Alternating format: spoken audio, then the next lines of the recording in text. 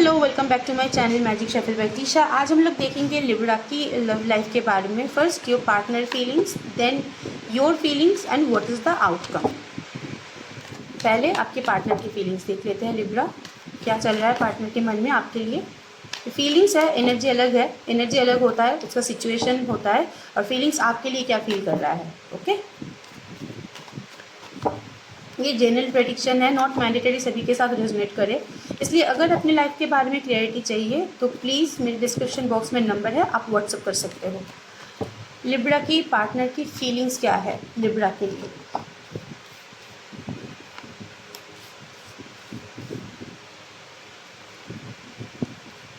वो जजमेंट चाहता है, आपसे एक कम्युनिकेशन, एक जजमेंट चाहता है। आपके जो फीलिंग्स मुझे यहाँ पे दिख रहा है पार्टनर की, वो बहुत बंधा हुआ है, अपने लाइफ में रेस्ट्रिक्टेड है। वो बहुत सारी चीज़ों में सफ़र है, रेस्ट्रिक्टेड है। हेल्थ इशू भी हो सकता है, कोई फिनेंशियल क्राइसिस भी हो सकता है, या फिर कोई ऐसी इंसिडेंट में फंसा हुआ है कि वहाँ से वो बाहर नहीं आ पा रहा, चाह के भी वो वहाँ पे अटका हुआ है। तो इसलिए रेस्ट्रिक्शन है, एक बर्डन है, रिस्पॉन्सिबिलिटीज़ बहुत सारे हैं। यहाँ पे हो सकता है उनके ऊपर कोई एक ऐसा प्रेशर आ गया है जिसके चलते वो आगे बढ़ने के बारे में सोच भी नहीं पा रहा है। वो अपने आप को बांध के रखा हुआ है। लेकिन जजमेंट का एक इच्छा है, एक जजमेंट मतलब आपको हो सकता है कि आपको विदाउट एनी क्लियरिटी उनने नो कम्युनिकेशन, नो कॉन्टैक्ट या गोस्टिंग की एनर्जी दिया है, या फिर आप दोनों अगर रिलेशनशिप में भी हो तो आपको बहुत कुछ चीज़ सफ़र करना पड़ा है। तो वहाँ पे एक जजमेंट होने के चांसेस है। आपको जजमेंट, क्योंकि उनका अवेकनिंग होने वाला है, एक स्पिरिचुअल अवेकनिंग, एक फ्यूचर ग्रोथ होने के चांसेस मुझे यहाँ पर दिख रहा है। ये फ्यूचर ग्रोथ और स्पिरिचुअल अवेकनिंग में उनको रियलाइजेशन होगा कि आपके साथ जो कुछ भी उसने किया है, और रियलाइजेशन हो भी रहा है, या रियलाइजेशन हो भी रहा है। ये एस ऑफ वाइंस का कार्ड है, एक न्यू मूवमेंट के बारे में सोचता है, आपको जजमेंट देना चाहता है, मोर ओवर एक क्लियरिटी देना चाहता है कि क्यों आपके साथ ऐसा किया है। एक फ्रेंडली अप्रोच करना चाहता है आपके पास साथ। लेकिन पार्टनर राइट नाउ, हो सकता है थर्ड पार्टी सिचुएशन भी हो सकता है उनके लाइफ में, कोई रोमांटिक थर्ड पार्टी यहाँ पे हो सकता है, या फिर कामकाज कैरियर, या फिर और भी कोई इश्यूज़ में वो फंसा हुआ दिख रहा है। इसलिए रिस्पॉन्सिबिलिटीज़ बर्डन के चक्कर में वो सोचना नहीं चाहता, उनको भी डर लग रहा है। और एक भी चीज़ है कि वो भी ये भी नहीं चाहता है कि आपके पास अगर वो आए आप फंस ना जाओ। आपको जजमेंट देना चाहते हैं, आपके लाइफ में भी वो सिक्योर करना चाहते हैं, आपके बारे में सोचता है, आपके बारे में सोचता है, लेकिन जजमेंट भी देना चाहता है, लेकिन अपनी लाइफ में बहुत स्ट्रगल भी कर रहा है। ये उनका राइट नाउ फीलिंग्स है आपके लिए। ओके, अब चलिए देख लेते हैं आपका क्या फीलिंग्स है आपके पार्टनर के लिए और लिब्रा।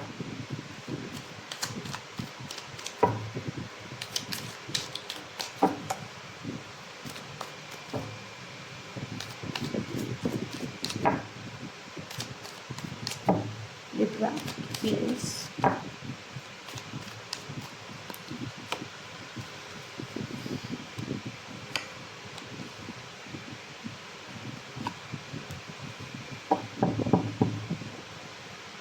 हुआ है कन्फ्लिक्शन, हुआ है या चल भी रहा है आप दोनों के बीच में। यहाँ पे मुझे बहुत सारी चीज़ों की इंटरफेरेंस दिख रहा है। थर्ड पार्टी भी है, कामकाज कैरियर भी है, सोसाइटी इशू भी है, वर्क ओरिएंटेड प्रॉब्लम भी हो सकता है, या फिर कन्फ्लिक्शन चल रहा है। तो इसलिए अब अपने आप को स्टक करके रख दिए हुए हो, स्टक करके रख लो, अपनी फीलिंग्स को आगे नहीं बढ़ा रहे हो। आप चाहते हो कि पार्टनर आपके पास वापस आए, ऐसा नहीं कि आप नहीं चाहते हो कि पार्टनर आपके पास वापस आए। जो पैटर्न क्रिएट हुआ है वो पैटर्न एंड हो जाए, आपके पास वापस आए, लेकिन अंदर ही अंदर रखे हुए हो। मतलब वो अपना जो फीलिंग्स है वो बाहर नहीं आने देना चाहते हो, वो दिखाना नहीं चाहते हो अपने पार्टनर को, या समाज को, या सोसाइटी को, जिनको भी हो, आप दिखाना नहीं चाहते हो।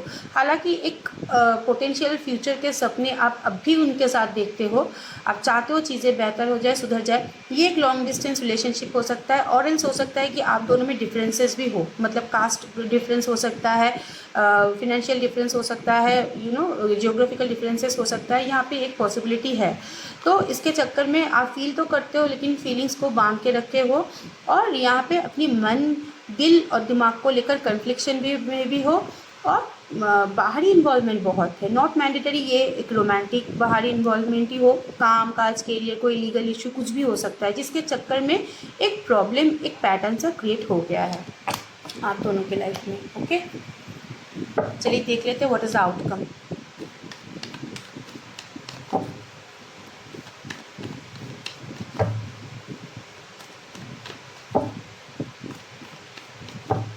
सा आउटकम।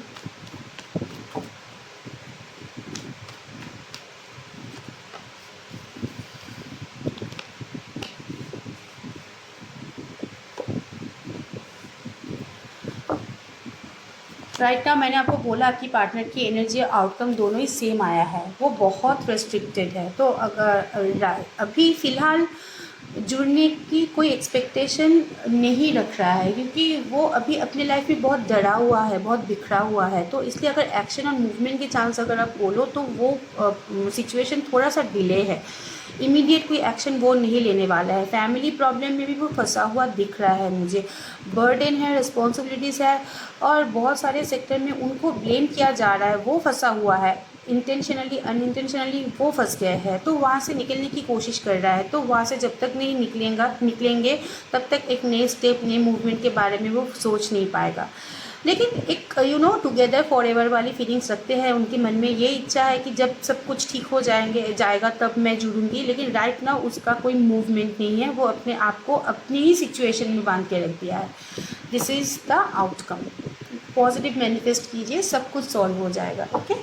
एंड मेरा रीडिंग अगर अच्छा लगता है तो चैनल को लाइक कीजिए, सब्सक्राइब कीजिए, कमेंट कीजिए, और पर्सनल प्रेडिक्शन के लिए मुझे इनबॉक्स कीजिए। Thank you so much. Stay blessed. Bye bye.